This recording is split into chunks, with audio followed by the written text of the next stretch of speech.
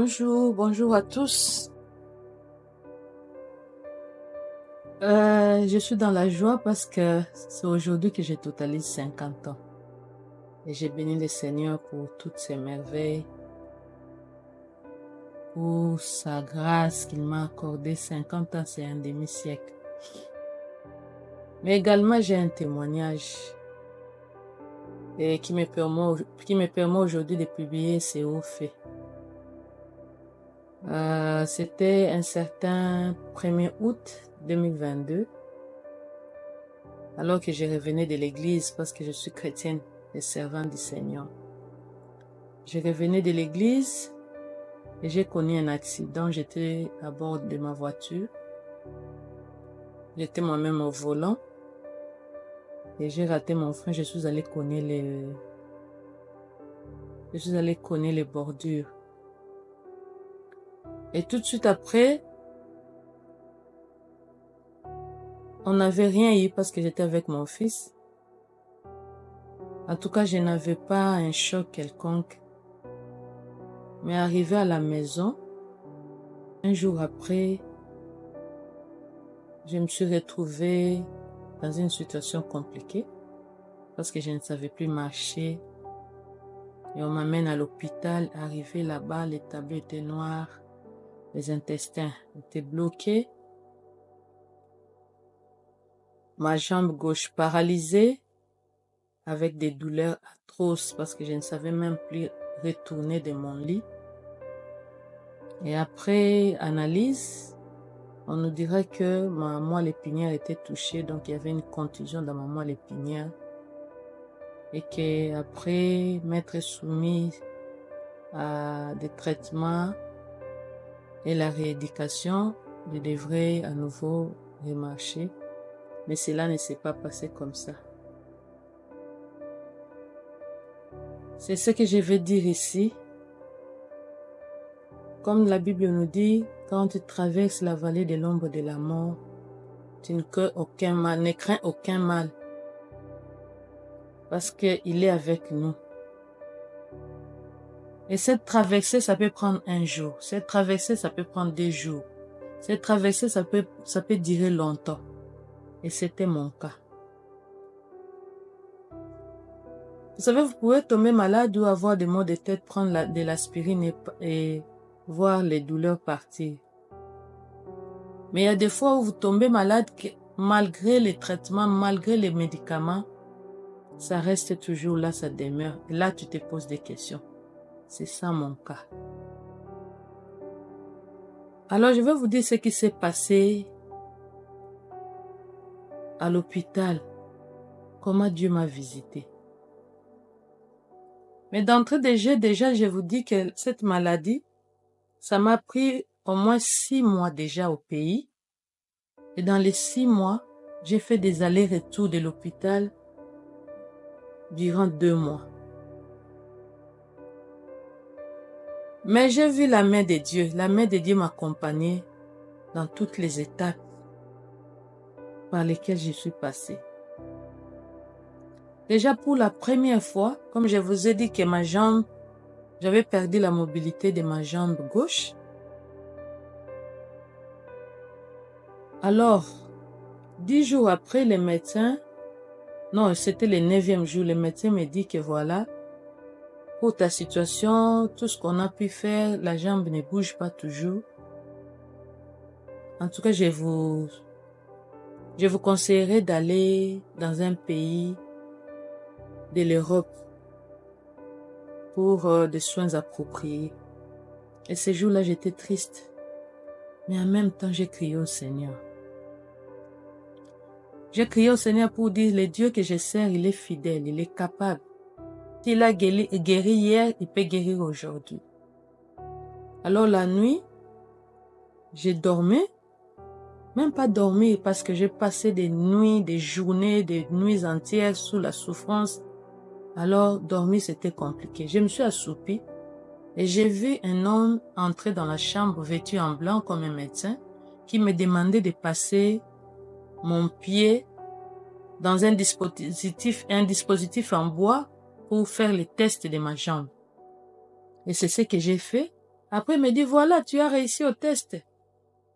Donc, ta jambe va bien. Et le lendemain matin, déjà la nuit, je réveille ma cousine qui était à mon chevet pour dire, tu n'as pas vu un homme entrer, vêtu en blanc, et qui me demandait de passer ma jambe sur ces dispositifs. Il me dit non. J'ai compris que c'était la visitation du Seigneur. Et le matin, j'ai vu ma jambe bouger. Et même quand mon mari est venu à 6 heures, il me dit, tu sais que j'ai vu que ta jambe a bougé aujourd'hui. Je lui dis, oui, ma jambe commence à bouger. Et voilà ce que j'ai vu là, nous. Et nous avons béni le Seigneur. Ça, c'était une première démonstration de sa puissance. Après des va-et-vient, comme je vous ai dit à l'hôpital, le tableau a encore changé. Cette fois-là, c'était des crampes. La souffrance, malgré que la jambe a bougé, la souffrance était toujours là. Maintenant, j'avais des douleurs terribles, des raideurs dans les jambes, des crampes. J'avais des mouvements incontrôlés, des jambes qui balançaient de tous côtés, des mouvements que tu ne sais pas contrôler. Voire même les gens qui venaient, il y avait les membres de ma famille qui pleuraient, qui se disaient, mais c'est quoi cette maladie? Je ne pouvais même pas toucher au téléphone. Je ne pouvais même pas manger de moi-même. Je ne pouvais pas. On faisait tout pour moi. Alors, un jour, mon mari me dit, je trouve que les médecins sont vraiment à bout. Et là, je crois qu'on doit aller ailleurs. Et Dieu a fait grâce. Nous avons pu voyager pour venir en Europe.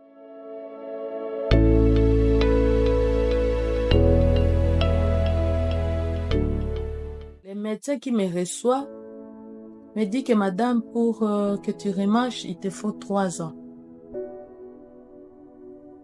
3 ans. Et après analyse, on me dit que voilà, tu es atteinte d'une maladie rare, une neuropathie rare. Donc sur les 100 millions d'habitants, il peut y avoir 1 ou 2 personnes. J'ai dit ça y est. Mais dans l'entretemps, dans l'acheminement de mon parcours, Dieu m'a donné sa providence. Sa providence, premièrement, c'était sa parole. Parce que sa parole qui m'apparaissait comme un tableau, sous forme d'un tableau. Déjà au pays, il me disait que voilà, il y a un tableau qui m'est apparu pour dire que je devrais persévérer. Alors là, je me disais que quand Dieu me parlait comme ça, que c'était vraiment un parcours de longue haleine. Arrivé en Europe, il me donne encore cette parole que c'était la délivrance. Mais je me dis, la délivrance, en même temps, un diagnostic fatal. Mais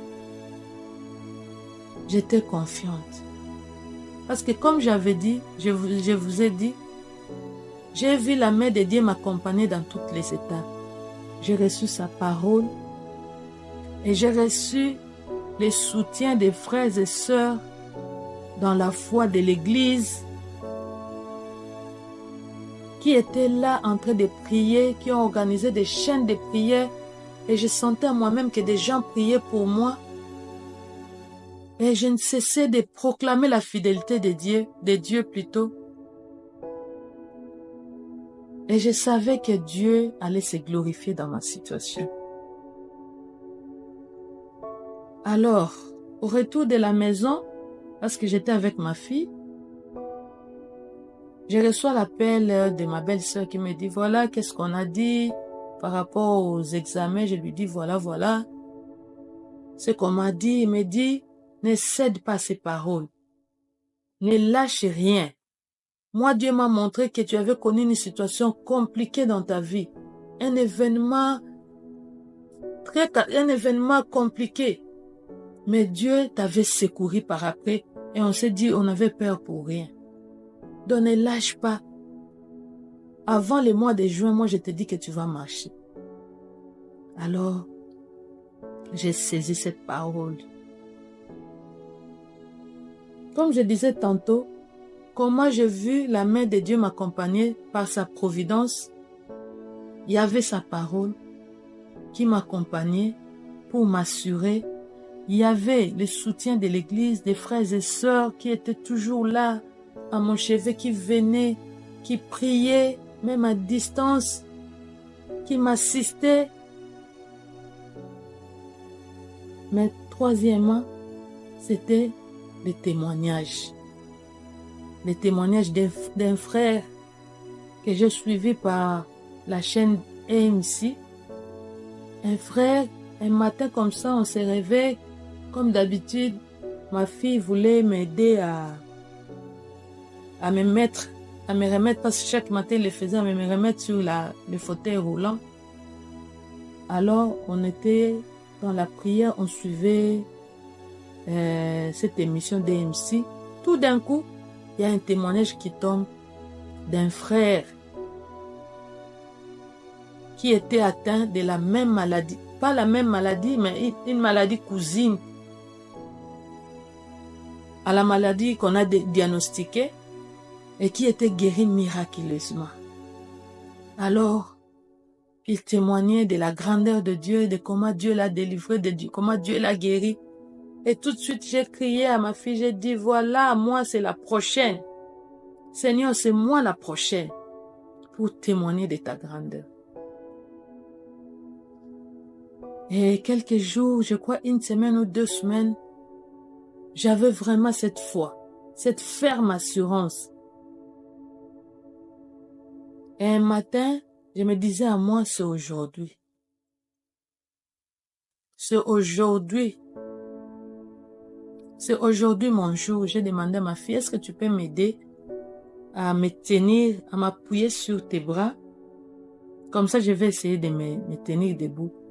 Et là, je vous dis, on n'avait pas encore mis en place les traitements de fond par rapport à ma pathologie. Et je me suis appuyée sur ma fille et tout de suite, il y a eu un déclic. Il y a eu quelque chose qui s'est passé que je ne sais pas comment dire. Alors que je ne pouvais même pas me tenir debout. Et je me suis tenue debout. On a tout de suite pleuré de joie, en train de bénir le Seigneur. Et c'est parti. Et chaque jour qui passait, qu'il y avait des progrès. C'est chaque jour qui passait qu'il y avait des progrès. Là, je pouvais maintenant me déplacer petit à petit. Et vous verrez dans les vidéos qui vont suivre comment mon parcours, comment je suis allée du fauteuil roulant et comment j'ai pu marcher par après. C'est comme ça que par ce témoignage, je vais exhorter une personne qui passe par des situations compliquées, par la maladie peut-être. Et ce que Dieu a fait à ma vie, il peut le faire pour toi.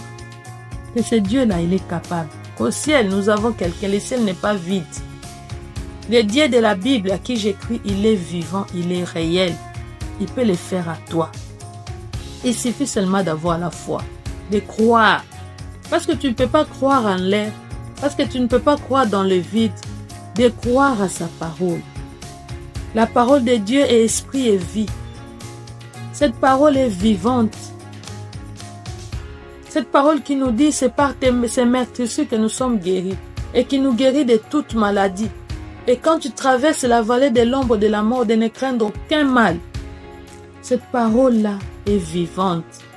Et que si tu crois aujourd'hui, ça sera ton tour. Comme c'était mon tour, quand j'avais suivi les témoignages, c'était les frères Tony, je crois. Et aujourd'hui, c'est ton tour. Si tu crois, tu seras sauvé. Il y a les salis à aucun autre nom. Parce que tu dois d'abord croire. Parce que tu ne peux pas voir quelque chose t'arriver, vivre une puissance aussi longtemps que tu ne crois pas. Pour tout celui qui n'a pas Jésus dans sa vie, ça commence d'abord là. D'accepter c'est Jésus comme ton Seigneur et Sauveur. Lui ouvrir ton cœur et accepter de lui laisser ta vie, de diriger ta vie, de prendre le contrôle de ta vie.